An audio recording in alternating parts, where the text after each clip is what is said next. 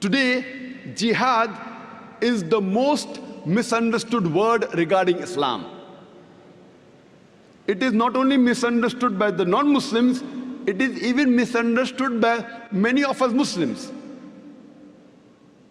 Non-Muslims and many Muslims think that jihad means any war fought by any Muslim for any reason, whether it be for power, whether it be for wealth, whether it be for land, whether it be for language. Any war fought by any Muslim for any reason is called as jihad. Jihad does not mean any war fought by any Muslim for any reason, whether it be for money, whether it be for power, whether it be for land, whether it be for language.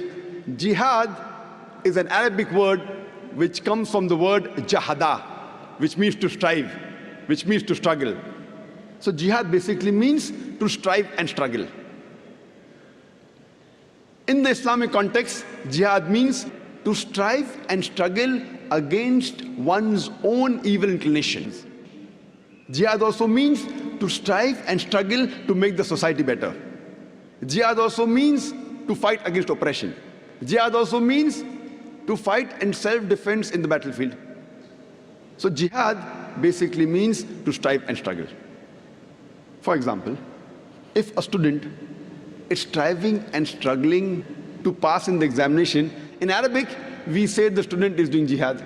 He's striving and struggling.